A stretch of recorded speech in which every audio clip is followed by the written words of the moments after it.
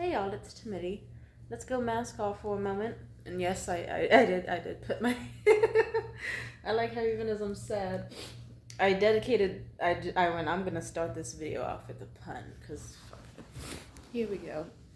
I did something bad today. I did something really, really bad, and I have a habit of doing it.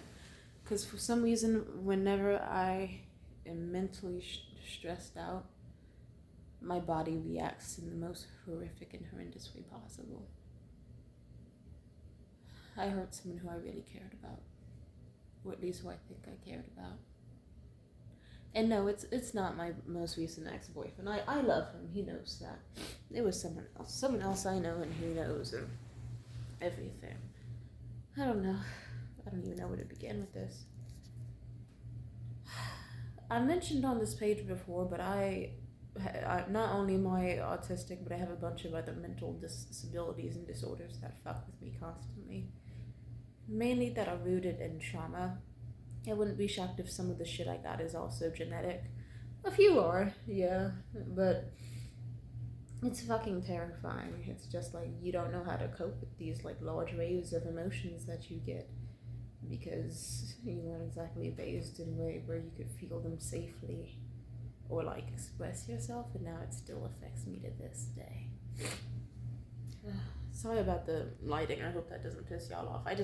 What do you want it here? Do you want it here? I don't know. I'm not trying to be a cinematographer. I'm just here to vent. But yeah, I hurt someone I cared about. You know that Morgan guy I was telling y'all about in my last few videos? You know, the guy who was like, you know, just casually like texting me cool roleplay stuff, joking around with me. Like, you know, how he's repeatedly fucked me over and I fucked him over multiple times, but we still just keep hanging out regardless. That guy. I guess I did. Sorry, I guess I only just realized how much I really needed that recently. Because when I broke up with my ex, I felt relieved.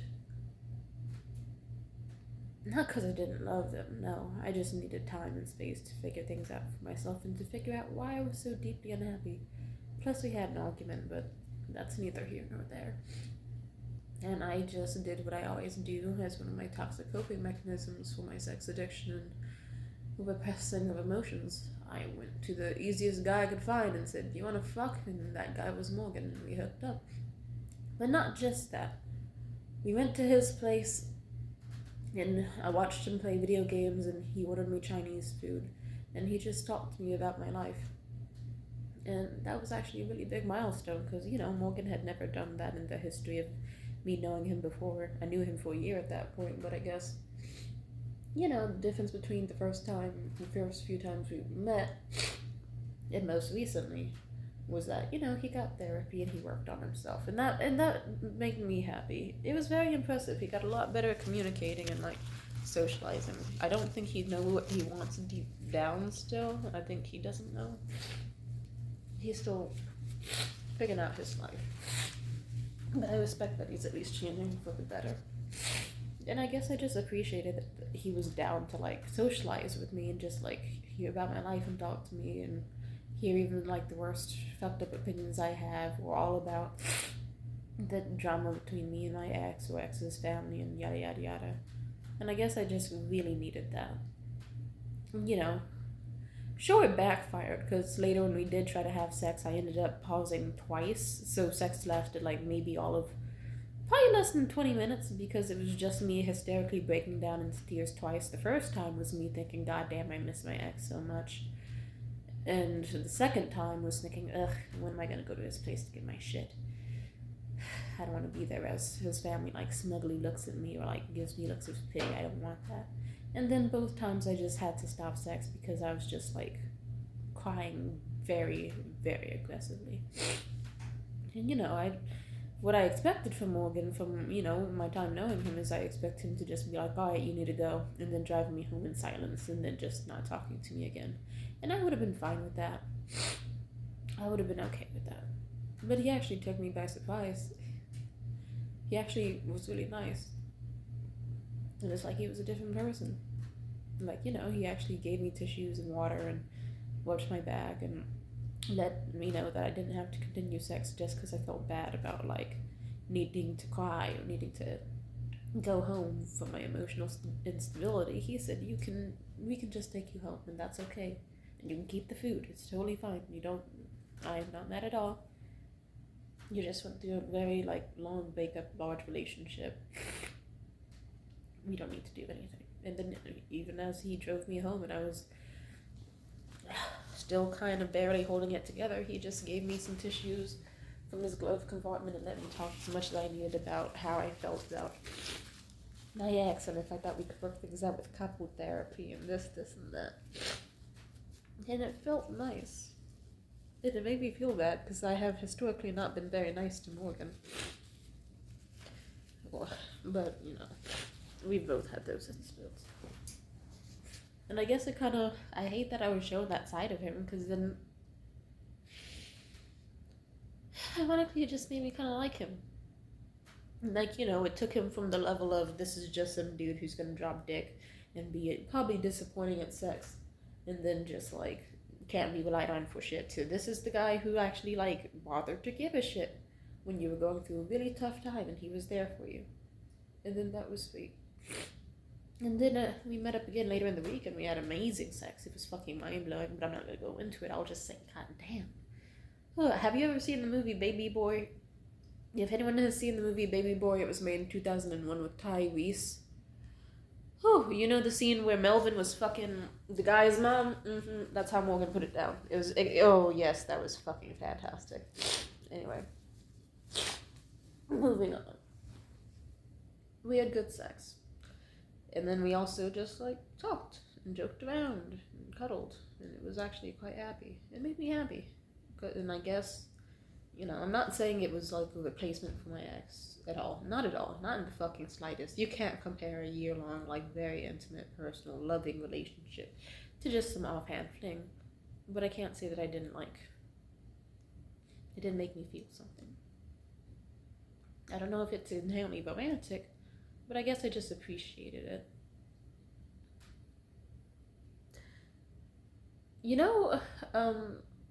The reason I like movies like Pearl or Gone Girl so much, not just because of, homicidal thoughts I have, or suicidal thoughts, or just the bleakness and pressure of everyday life. It's also not just because I like also insane hot ladies with reasonable justifications for being insane. I just also like it because it just, I don't know, it's not just holding up a mirror for me. And I know that sounds like a red flag, it probably is. If a girl says that her favorite movie is Pearl or Gone Girl or something like that, you need to fucking run. But I was gonna say, I don't know, the movies kind of just are pleasant because it's hey, look, this chick is absolutely fucking insane. Absolutely nuts. Hardly any redeemable qualities. She's fucking nuts. Bonkers. Kills your sister with the fucking, what was that, pitchfork in that movie? Or tries to frame you for her murder, even though she's still alive.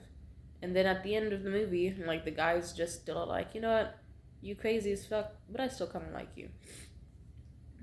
Okay, sure, in Gone Girl, he didn't really have a choice, but, he didn't have a choice, but he was still kind of I'll make the best of this, I guess. So maybe that wasn't the best example, but I guess I do just love the idea of, someone seeing the worst parts of me and still just loving entirely what they see. Morgan saw a lot of that. We didn't know each other the closest, but I don't know.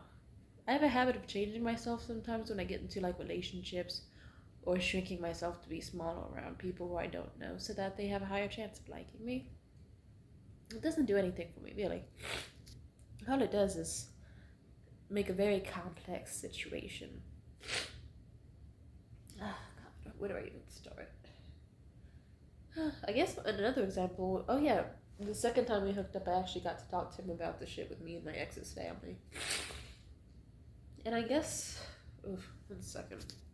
This part isn't too emotional, but I will say, me and my ex's family didn't get along too well. There's a whole lot of backstory to it. Or actually, I could just summarize it as simply as, 1, they were very condescending. 2, rude as fuck. 3, very unhygienic. 4, treated me like shit. 5, no matter what I did to try and make them happy, it would never work. There would always be a reason for them to dislike me. And I just realized only recently that all the efforts I tried to, like, you know, be friendly and sociable and nice and kind and giving didn't result in shit whatsoever, like, in the slightest. And it pissed me off. So it's like, okay, I kept trying my best to be likable, or to be quiet, or to be meek, or to be outgoing. Like, I tried every fucking thing. And I still couldn't even get them to like me. They could just, like, barely hold the disdain. It hurt, yeah. Especially because I held my tongue on so much shit they pissed me off about. And if it's like, if I knew it would just have the same result, I would have told them, hey, you're a massive piece of shit, don't talk to me like that. You don't have the right to call me those fucking names. You don't have the right to be so snarky. You don't have the right to treat me like shit. I would have went so much harder. I would have just given up entirely. I wouldn't have done any baking. I wouldn't have done any gifts. I wouldn't have done anything. I would have just said, I'm going to fuck your brother and or son and not give a shit about you in the fucking slightest because you don't matter to me. I would have said, yes, you are a narcissistic cunt, and if you didn't want to be known as a narcissistic cunt, you probably should have not been a narcissistic cunt to everyone in your entire fucking life. I would have told them all that they needed therapy and they have both mommy and daddy issues and that they all need to learn how to properly wipe their ass because they all smell like shit. I would have told them every fucking thing that came to mind if I knew that. No matter what I did, like, you know, all the silence and all the, like, trying to be positive shit just bit me in the ass. I got no benefits from it. And it just felt like it hurt so bad. Like, it wasn't surprising, but it still kind of put that shocking jolt of something in my chest that hurt. And when I hurt, I do really bad things, which is also where this video is going to. I called my ex's mom a cunt online like a year ago. Ironically, because my body reacts very, very, very negatively to stress. Could be an autism thing, could be potential bipolar disorder or dissociative identity or whatever the fuck. There's a lot of fucking potentials. There's a chance I might not even remember making this video. But I'll put it like this. Sometimes my brain and my body will work together to fuck me up as much as it can when I'm stressed out. And I have to do something about it. So if it means hurting myself or hurting other people, then I will do it.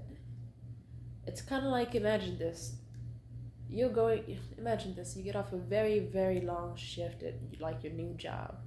You are already awake for, like, over 10 hours before your shift, and you worked another 8 hours on top of that. Then you have to stay later for another 2 hours because the person came late. And then you finally take the 2-hour trip to get to your boyfriend's place just to sleep, and his mom comes home and starts screaming her fucking head off at you over anything. She starts accusing you of shit that you never even did. Asking you if you went into her bathroom, and why the fuck would you do that? There are 2 other bathrooms in the house. You have no reason to be in her bedroom. And she would just start accusing you of making messes that you didn't make, when if anything, you have cleaned up her house because her 2 sons, almost in their 30s, can't clean up for their own fucking selves. And then imagine that she just won't stop. You can't lay down for longer than maybe like 30 seconds to like 8 minutes without her barging into your boyfriend's bedroom to wake you up and talk to you about some other shit, accuse you of some other shit, yell at you for some other shit.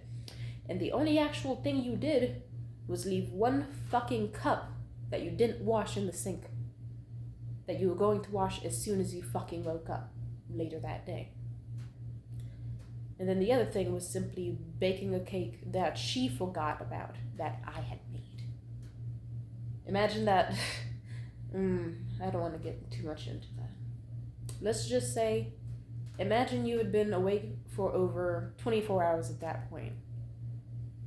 And then you barely got even 2 hours of sleep, and even then, barely, because you kept being waking up by your boyfriend's grating fucking mother, who is on a rampage and you don't know why, because you didn't do shit to her, but she's taking out her anger on you. And then you're basically given two options. One, actually more like three options. One option, you can break up with your boyfriend and leave the house immediately. But you don't want to do that because you love your boyfriend so much. And you know that she's a dick to him too. She's a dick to fucking everybody. Or option two, you can go in there and curse her ass out about it. Tell her all about how you have cleaned her motherfucking house. Like, you've fucking I cleaned her bathroom, I cleaned her kitchen. Meanwhile, her sons would leave dishes in the sink for fucking days, piling high, trash on the fucking countertops, everything. Shit stains on the toilet seat and in the toilet. Just imagine the worst place ever, and just imagine me being nice enough to go, I should clean the house, maybe they'll appreciate it. They didn't. But oh, it's only a cup in the sink for me to be seen as, like, fuck you to me. And I didn't want to curse out my boyfriend's mother for obvious reasons, because I don't like dealing with narcissistic fucking whores who take out anger on people. I already had to deal with that shit with my estranged mother. What makes you think I want to deal with that shit again as a grown woman? Option 3, you can kill yourself. But I'm pretty, like, yeah, I'm not gonna...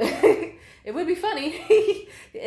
Like, imagine her barging back into the room like, and one more thing, Missy, and then she just sees me with my fucking throat slit, dying on my ex-boyfriend's bed. That would have been funny. But, like, not for my ex-boyfriend, because that would have traumatized him for sure. But, yeah, I didn't do that. Plus, I wouldn't slit my throat. It would be anyway. Not like I need to specify the way I'd kill myself. But, yeah, it's like, okay, so your options so far are break up with your boyfriend, curse out his mother, kill yourself, and the fourth option is just post it on your personal Instagram story that hardly anyone fucking watches anyway, just to vent about the situation. So imagine you are sleep deprived, full of rage, your body cannot stop shaking, your head cannot stop throbbing, your eyes are burning red, and while she has the luxury to go around her house taking out her anger on whoever she fucking wants, I didn't. So I posted on my fucking story how much of a bitch she was being. And I guess her daughter saw it. And instead of going, oh yes, my mom is a narcissistic cunt, or yes, my brothers are slobs, or anything, she decided to snitch. Anyway. I don't care at this point. I'm kind of, like, I just am realizing I'm alone in this universe. Anything can change at any time. And I don't really care about impressing old white hags. Back then I did, but that was only for the sake of, if anything, I just wanted to keep fucking her son. That was it. Anyway, the situation resolved itself like a year ago it's a long story, but let's just say a year had passed. His mom supposedly didn't hear about it for the whole year, and even then, like, I got over it. Because that's what adults do, they get over things. I wasn't going to hold a grudge against her for the rest of my fucking life. And also, once they explained that she was just dealing with grief from literally losing her dad and her fucking brother in the same year, and that she always has historically had a problem with handling her emotions, but now she's just extra volatile due to grief, then it's like, oh, okay, never mind, my bad. I apologize to the sister for saying that about her fucking mother, even though her mother is a cunt. Fucking cunt. And I apologize to my boyfriend for saying that, and also I even deleted the story, and hardly anyone even saw it either. It was like 4 people. So it's like, no, it wasn't like I was broadcasting to 700 people, Lisa's a fucking cunt. It was me saying to like 4 people, I'm really stressed out. I haven't gotten 2 hours of sleep because she keeps coming into this bedroom, kicking open the door to yell at me over things out of my control. And it feels like I don't know why she's being such a bitch to me. And that's the extent of it. Oh, boo-hoo. Like, okay. Yeah, I don't know. Someone calls my mother a bitch. It's like, yeah, because she is a bitch. Like, you know, I feel like people need more self-awareness. I hate people with no self-awareness, but that's just me. God. Anyway. Feels good to get that off my chest. Lisa, you're a cunt. Gabe, you're a slob. Eastlyn, you're messy, and also you can't dress for shit. Ruby, I have no issue with you, except you should be there for your brother more often, and it's weird that you weren't at Christmas time. And Julian, you have dingleberries and your ass stinks, and you need to stop staring at my tits whenever you see me. There we go! Problem solved. Problem solved. Not gonna watch this video anyway, but if you see this video... Oh, and also, Gabe, you're a condescending cunt. Like, always. You want to seem like you're the smartest person in the room, but you're actually the dumbest. And like that time you literally were screaming your head off at me and Liam for seeing a post that said Nancy Pelosi died and believing it, and then his brother just started screaming at me and my boyfriend at the time, saying that Nancy Pelosi had been dead for 3 fucking years and that she was a Supreme Court judge, and then yelling at us and fighting with us over it for 7 minutes before my boyfriend said, "You are talking about RGB. The dead Supreme Court judge, Nancy Pelosi, is not her. And also, Nancy Pelosi's alive, so what the fuck are you talking about?" So, shit like that is like why I don't like that goddamn family as much as I could have. I still like their presence. Like, yeah, I loved their presence. Like, the whole, yeah, I really liked it. Like, why else would I stick around after a year and keep on trying regardless of, like, the beefs? Why? Because I tend to forgive people for their shitty actions and still look past it, but I guess they couldn't extend that courtesy to me, and that hurt, because here I was thinking we buried the hatchet and we're getting better. But we weren't. And they didn't like me the whole time. It's not like I did either, but not nearly as much as they did, you know? Anyway. Sorry, I'm feeling a little emotional tonight. Anyway, back to the Morgan thing. I guess the reason I appreciated the recent... my tissue.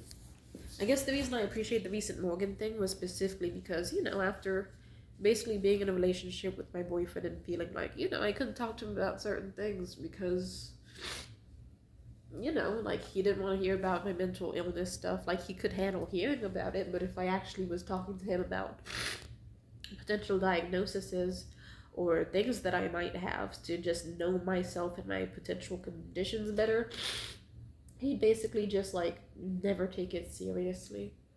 Or it could be just anything, and it would just feel like, I don't know, conversations just felt like a dead end, or it felt like this is one of those relationships where it can only last as long as we're happy, and if we're ever unhappy, then it's gonna instantly fall apart. And I guess that's why I appreciated having Morgan as a rebound. It was a temporary little fling, and just because it was like, I don't know, it just felt rewarding, like, okay, here's someone who actually has seen the worst of me. Like, the absolute worst. Like, I've contacted their family on some toxic type shit, and they have still decided, I like this girl. I like her enough that I'm going to buy her food and eat her pussy and asshole and treat her to things and just, like, talk to her in my car about, like, her recent breakup and about her past and about her future. It just felt nice. I really value connection.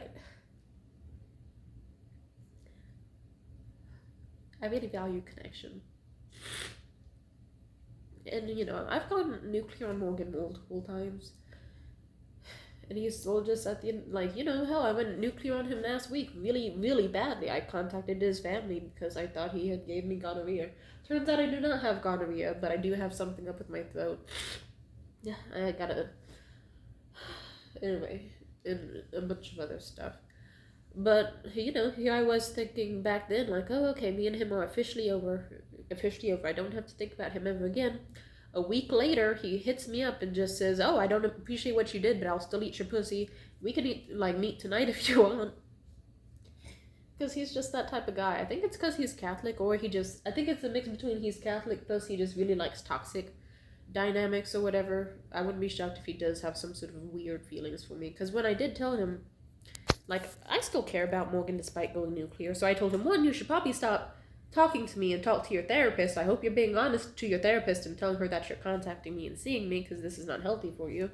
2, why the fuck would you still be interested, like, at all? But okay. And 3, oh, and I told him 3, you just don't have what I'm looking for right now. And then he was like, he just tried to ask what I was looking for, and I just said, it's something deeper than you can provide. And, you know, or I said something along those lines. I was just telling him I found someone else. I found some other guy who was down to be a fuckbuddy online, who actually was down to take me on dates and stuff. So I was like, hey, listen, I found someone else anyway, and also there's just certain, like, you know, deep down, I'm not good for you, you're not good for me, and between, like, my temper and my, like, needs past primal sex, and then your avoidant attachment, like, bullshit, this is not going to go well for us, so we need to end things. And then, well, his first response was, what if I still want to fuck you anyway? Which was oddly a turn on, but also, Well, that's not a good thing to say. Anyway, he's not the first guy to be like this. And two, he also tried to ask, like, what did I want? Like, did I want a relationship? Did I want to fuck? Da, da, da, da. And then, I don't know, that kind of got me thinking recently, like, what did I want? Or at least, was there anything of that sort that I wanted with him? Sex was good, but I don't know. I think I wanted more of a friendship. And I wouldn't want to date him because for a lot of reasons. Like, he's got a very intense bipolar disorder, and I can tell that hooking up with me is like halfway a form of like self harm, but also like, his, I don't know, way of treating himself. So, I don't know. It's just like a double edged sword whenever he sees me. And I don't know, I just let him know. I don't know. I can't date him. He's like inept and has mental issues and can't like control his desires, and this is just me repeating what he's told me. And he has a history of cheating on like people he's been with, so it would just be like a lot of factors to why I could not date this man. Like, I can't say I wasn't tempted by the idea, but past like temptation, like my body was thinking, oh fuck no, I that's not aligned with my goals or what I need in the slightest. Anyway, I don't know. But I did reassure him that he should still stay in therapy and be honest with his therapist. He's a pathological liar. And also that, because, that's also a reason. He lies a lot, so it's like, I can't date a dude who's a pathological liar. For a lot, just any reason imaginable. That just sounds like a bunch of unnecessary stress. Like, hell, if anything, even my friends were like, yeah, he seems like the type of dude to just date you for either the benefits of constant sex or for the thrill. And I said, yeah, I agree. But I did tell him to go to therapy and to, get a job, and maybe he could talk to me soon. And then, like, a few hours later, because I know how my sex addiction works and my escapism, I said, actually, never mind, just come fuck me right now. And then we didn't even fuck. He crashed his car. But, that's a long story in itself. I think I'm his bad luck charm, which is funny. But I don't know, it's still, like, it turned me on. But it's like I appreciate that I have the option to, I don't know. I just appreciate that he's literally, I don't know, I was joking with my friends that I could probably give him like an outfit made of gasoline and send him into a warehouse of fireworks and make him sprint through it like a fucking maze of fireworks and just flames everywhere, and then he will come out the other side completely like burned to a crisp and say, oh, I didn't appreciate that. Anyway, can I eat your ass? I got you something nice. And then he's just that type of guy, I guess, which is dangerous as it is attractive. It's like, you know. And I guess it just felt nice. I don't know. I already said it enough times. It just feels nice that, especially after a situation where I hid so much of myself or tried my best to, like, be perfect or whatever and still failing, it feels nice that I could just be a hot dumpster fire to somebody who just fucking loves being around me anyway. Whether it's for sex or for a conversation, they'll just be like, yeah, I forgive you. I don't give a fuck. Come on over. Let's get some food together and fuck. And that just seems pleasant. I like that a lot. And anyway, things got bad again recently. As of course they always do. They always go fucking bad. And I went nuclear again tonight. I don't know if it's final. I don't know.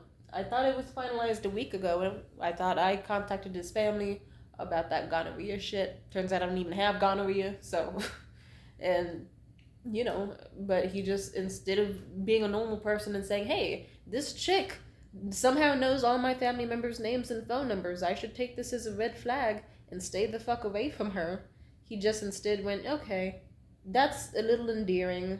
I'm going to offer her sex and something nice. I'm going to buy her soil for her succulents. And it's like, it's so deranged. But I thought things were ending, but then he came back, and then I thought things were starting up, and then he left again, and then I went nuclear because I guess just the shitty conversation we had before he supposedly left on this so-called trip he went on. He was being a dick, I was being worse, and then I sent some paragraphs, he didn't like it, if he did read them, and I just did the same thing I did as last week. I went nuclear, like atomic bomb level. I told his family everything. Excuse me. So I think it might be over for good because he finally deleted like all the weird non-traditional ways we have contacted each other. Like it was so funny. Like we were talking on Reddit. This nigga was messaging me on Etsy, and it's just like, it's just, you know, we were one of those people where it's like we will never ever have each other's phone numbers again because we cannot be trusted with each other's phone numbers at all. But it's like you can message me on Etsy if you really want to. Like if you really want to talk to me after being blocked a million times, fuck it. So, I don't know. This is just a fluid thought video just because I know how I feel. And I felt bad earlier because I know how I get when I'm angry.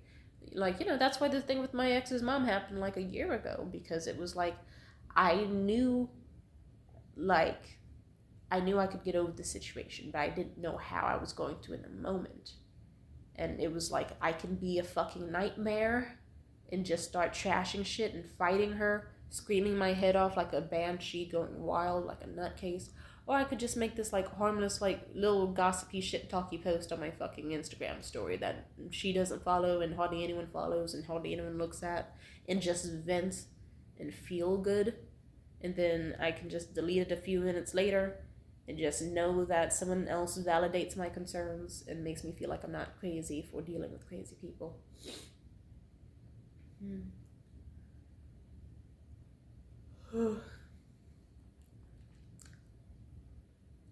I'm sleepy.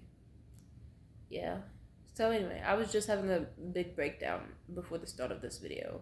Like, it was getting really bad to the point where it was like, is dissociation the right word? I don't know. When it's like that out of body shit. Like, I literally, sometimes when I'm very mentally ill, my body starts trying to faint. I think that's why I suspect I have dissociative identity disorder. Because whenever I feel bad, and it's too bad, like when it's past just like normal chest pains and heart racing, face and head feeling hot, it's like my body will physically go into shock and just shut down mentally, and then anything can happen. So that's why I did what I did about my ex's mom, because I didn't want that to happen, and I could tell it was going to happen. I had to choose the lesser of two evils, and I chose what I chose. And then I moved on and tried my best. I gave them, like, I still tried my best. I baked for them, talked to them, socialized, gave them distance when they needed. I tried everything, it seems, and it still didn't work. So, you know, I can't fix the fact that they don't like me. And actually, at this point, I'm not even interested, because once I learned, hey, they don't really give a fuck about me at all. It just kind of validated that, like, when I broke up with my ex, I thought, oh, well, at least I don't have to see them again.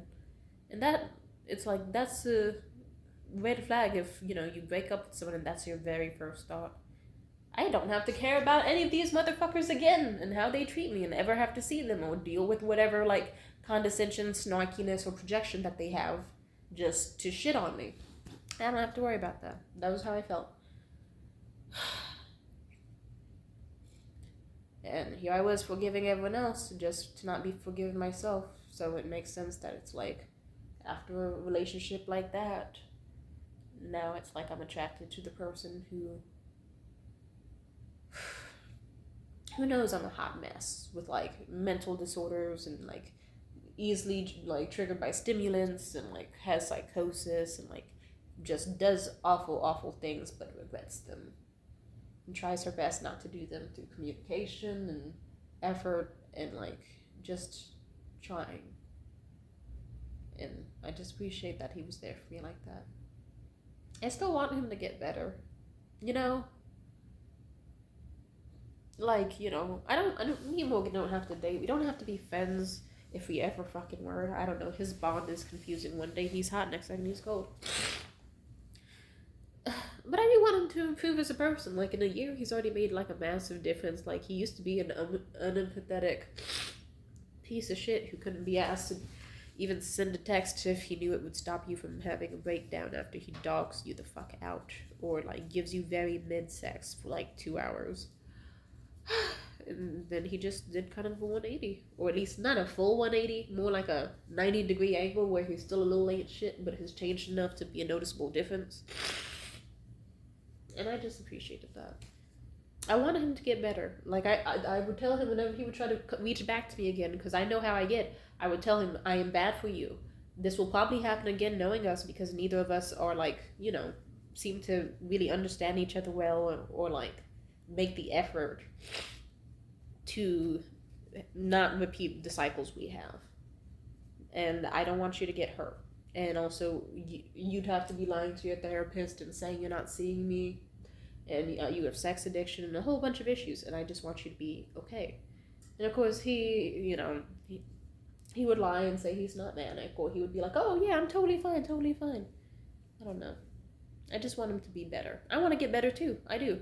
So maybe it's good that I went nuclear tonight, because it's like, you know, even last week I was like, I went nuclear and I never want to do this shit again. And then he hit me up again, and then we were good. And then, well, you see, that's why a week later, here I am stressed out over yet again being psychotic. Being, you know, me. But he's a nice fella.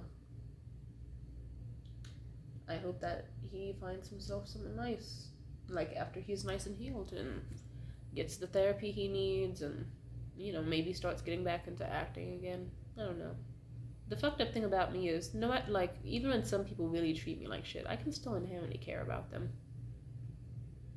Like, you know, I shouldn't give a fuck about this guy, but what can I say? I guess he knew I gave a fuck about him, because even as I, you know, well, not to sound disgusting, but, well, after I went nuclear on him in the past, this has happened multiple times, he's kind of used to it. But the first time I went, like, majorly nuclear on him, I don't even want to say what I did. You know, he forgave me. And then I just checked it on him every once in a while to make sure he didn't kill himself and that he was okay, and I guess he appreciated that, which is probably why when he could tell I was a mess after losing, like, a relationship with the man I loved for, like, an entire year, that's why he bothered to be sweet to me, since he probably knew I'd do the same for him. And so since he was kind enough to return the favor, I hope that I just want him to be happy. Because you know, it was very sweet of him. The second I got back home from that one night of crying and whatnot with Morgan, I contacted my ex and just talked to him and let him know that I cared so much. And I wanted, you know, so he helped me out a lot. I think things would have gone very differently had he not given me that kindness. And same for even recently. So, you know, I feel bad for going nuclear, because I feel like he is a very sweet guy. Definitely problematic, and it's sometimes a massive piece of shit, but, you know, deep down I think he's got a decent soul, you know? Anyway, I just want him to be better, and I want to be better too. So I guess going nuclear is like just a sign that, hey, Morgan, you need to focus on therapy and working on your sex addiction, all your issues, and Tamia, you need to focus on anything but fucking Morgan. Literally and unliterally. You need to focus on yourself and focus on being happy, so that whenever he leaves, you don't freak out, or whenever he treats you like shit, or anyone for that matter, it doesn't feel like the end of the world, which is true. And thankfully, because of Morgan, it also helped me not feel like it was the end of the world when everything went down. It just, you know, I'm really glad he was there. Otherwise, I would have reacted probably twice as bad and felt super alone, you know, which I already tend to. So just, you know, thanks. Anyway, I feel a lot better. Might upload this, might not. Anyway, love you. Peace out. Peace out.